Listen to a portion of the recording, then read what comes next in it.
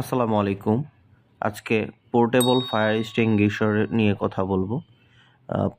Powder এক্সটিংগুইশারের শ্রেণীবিন্যাস, সিলিন্ডারের গঠন, প্রকারভেদ, বর্ণনা, অপারেশন, কার্যক্রম, যত্ন, রক্ষণাবেক্ষণ, রিফিলিং ইত্যাদি বিষয় নিয়ে আজকে আমাদের আলোচনা।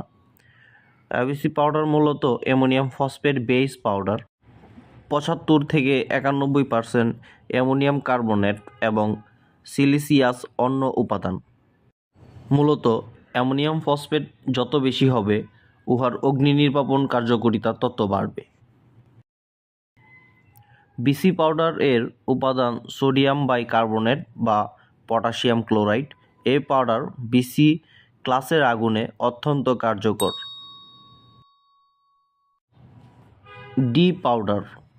এই পাউডার ডি শ্রেণী বা ধাতব আগুনে ব্যবহার করা হয়। ইহার উপাদান সোডিয়াম ক্লোরাইড, তবে কিছু তেজস্ক্রিয় ধাতব আগুনের জন্য উদ্ভাবন করা হয়েছে। Ternary eutectic chloride group.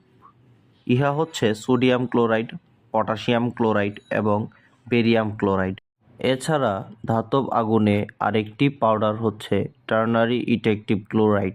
ইহা উপাদান পটাশিয়াম, বেরিয়াম, লিথিয়াম ক্লোরাইড। ইহা তেজস্ক্রিয় ধাতবের আগুনে ব্যবহার করা যায়।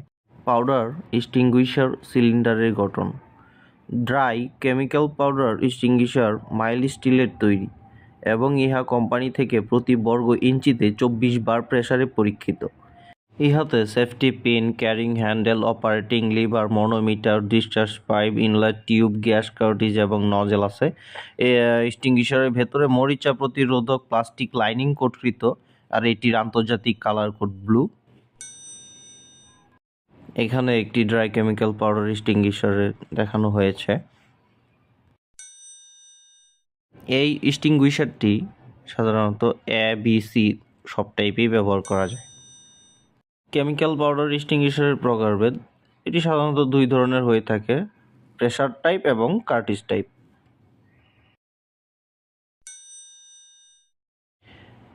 হ্যাঙ্গিং সিলিন্ডার রিলিজ করে আগুনের কাছাকাছি এসে সেফটি পিন খুলে ফেলতে হবে।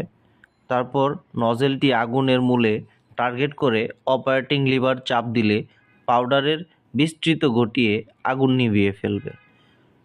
পাউডার অক্সিজেন বন্ধ করে এবং আগুনের সুপ্ত তাপ শোষণ করে ফলে আগুন নিভে যায়। পাউডার বিস্তৃত প্রতি গ্রাম 350 বর্গ সেন্টিমিটার। 6 কেজি পর্যন্ত পোর্টেবল অগ্নি নির্বাপক যন্ত্রের টেস্টিং প্রেসার 24 বার, ওয়ার্কিং প্রেসার 12 বার এবং ব্লাস্টিং প্রেসার 35 বার। এই চিত্রটি লক্ষ্য করলেই দেখতে পারবেন কিভাবে আগুন নেভাচ্ছে। 1 কেজি ওজনের এক্সটিংগুইশারের স্থায়িত্ব 8 সেকেন্ড, 2 থেকে 3 কেজির স্থায়িত্ব 10 সেকেন্ড, 6 কেজি স্থায়িত্ব 20 second. Shooting range 1 kg 3 metre, 2 থেকে 3 কেজি 4 মিটার, 6 কেজি 6 মিটার দূরত্ব পর্যন্ত থেকে আমরা এক্সটিংগুইশারটি ব্যবহার করতে পারবো। পাউডার ব্যবহারে কিছু সীমাবদ্ধতা রয়েছে। পাউডার দৃষ্টিশক্তি সীমাবদ্ধ করে ফেলে। পাউডার ইলেকট্রনিক্স যন্ত্রপাতির উপর আবরণ সৃষ্টি করে উহার ক্ষতি করে থাকে।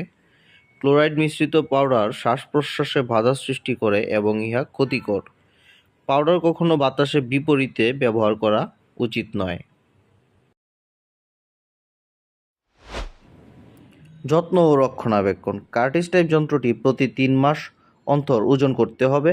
উহা ওজন সঠিক আছে কিনা, যদি কার্টিজের ওজন 10% কমে যায় তবে উহা রিচার্জ করতে হবে। পাউডার নেড়ে দেখতে হবে জমাট বেঁধেছে কিনা, যদি জমাট বাঁধা থাকে পুনরায় রিফিল করতে হবে। মনোমিটার ইন্ডেক্টর গ্রিন মার্কে আছে কিনা তার নিশ্চিত করতে হবে। নলেজ ডিসচার্জ পাইপ পরিষ্কার না থাকলে তারের সাহায্যে উহাকে পরিষ্কার করা যেতে পারে। রিফিলিংয়ের ক্ষেত্রে যন্ত্রটি একবার ব্যবহারের পর উহাকে সম্পূর্ণরূপে ধুয়ে পরিষ্কার করে শুকিয়ে নিতে হবে। অতঃপর উহা কোম্পানিতে প্রেরণ করে হাইড্রোলিক টেস্ট সঠিক পাওয়া গেলে পুনরায় রিফিল করতে হবে। পাউডারের শ্রেণীবিন্যাস সম্পর্কে জানলাম, সিলিন্ডারের গঠন সম্পর্কে জানলাম, এক্সটিংগুইশারের প্রকারভেদ সম্পর্কে জানলাম, পাউডার এক্সটিংগুইশারের বর্ণনা ও অপারেশন কার্যক্রম, যত্ন ও রক্ষণাবেক্ষণ, রিফিলিং সম্পর্কে ধারণা নিলাম। ধন্যবাদ, ভালো থাকবেন সবাই।